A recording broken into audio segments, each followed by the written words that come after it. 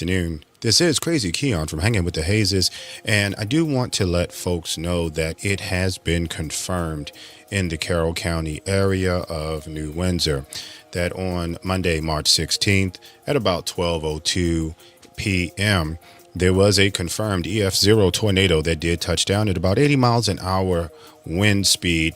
The path length was about 1.5 miles or so, give or take.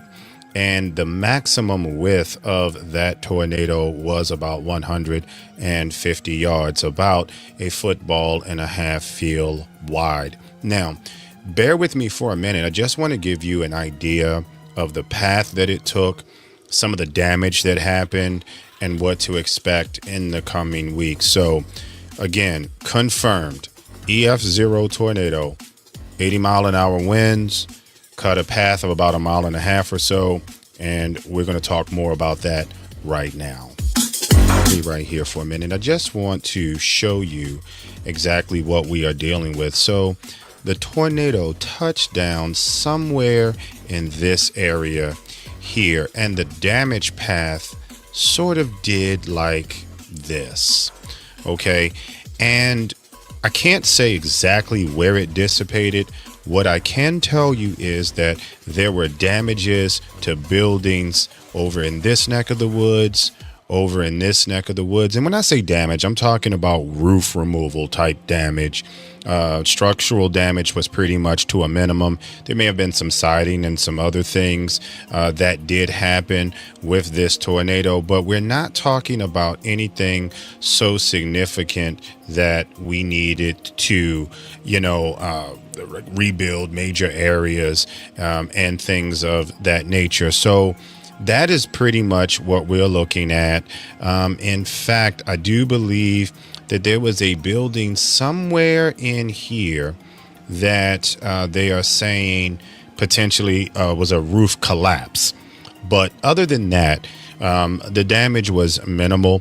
And I don't think that we need to worry about too much in that area as far as infrastructure. I do believe BG&E and all the other utility companies finally got things back in order for the most part. So that is what we are looking at as far as damage to that particular area. So now the question now becomes, like, where do we go from here now that we have this information? Well, very simple. Again, BG&E for the most part has restored power back to that area. I do know that a lot of people were experiencing power outages as far southeasterly, so to speak, of Tawnytown, Westminster, Finksburg. There were some reports. There were even some reports even in southern Carroll County, closer to the 26th neck of the woods, closer to Woodbine. And there, I can't confirm all of those. What I can tell you is that a lot of the people in that area, based on the Facebook groups and other things that I've seen, the power has been restored. There was some interruption in maybe some power as far southeast, so to speak, like in the Randallstown. But somebody out there from that neck of the woods can confirm whether that's true. I don't know. What I can say is Baltimore City saw minimal, at least in West Baltimore, Pikesville, Mount Washington neck of the woods. There was not much rumbling at all. I did look at the creek coming down Cross Country Boulevard, and what I can tell you about that is that the level was up maybe about a foot or so, but that is about as much damage as they saw there.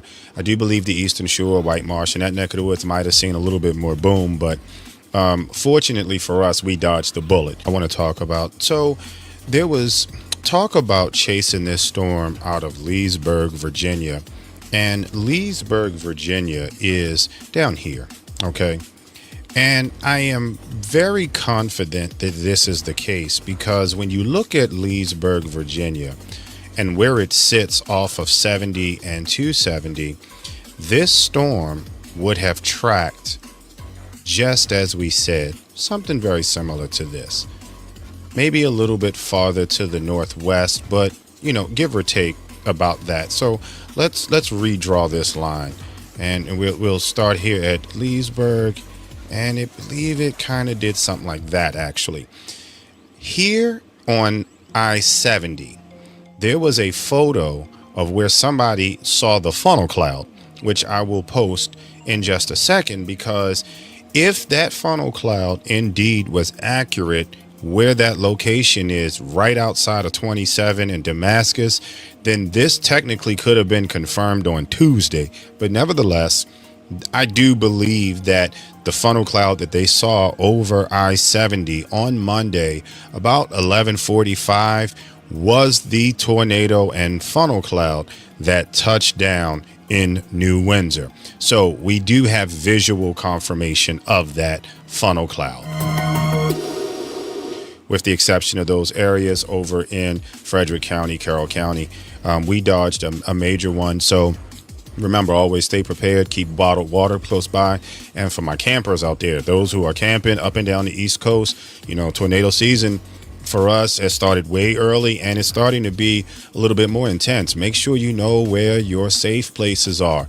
Know where your storm shelters are. If you're in these campgrounds, make sure you know where the bathhouses are. Typically, they are reinforced because of these type of conditions. The farther south you go, they are marked. However, above 64, they might not be. So know where they are. Make sure you have your weather radios. Keep your phones charged if they tell you that storms are brewing, and keep your awnings in, because you do not want flying debris. And yes, paying for an awning is one thing, but having that joker go through somebody else's unit is on you. So be careful, be safe. Y'all happy camping. And again, confirmed tornado, Carroll County, New Windsor neck of the wood, EF0 at minimum on the Fujita scale.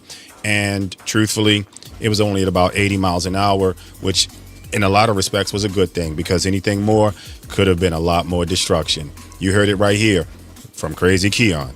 You have been hanging with the Hazes.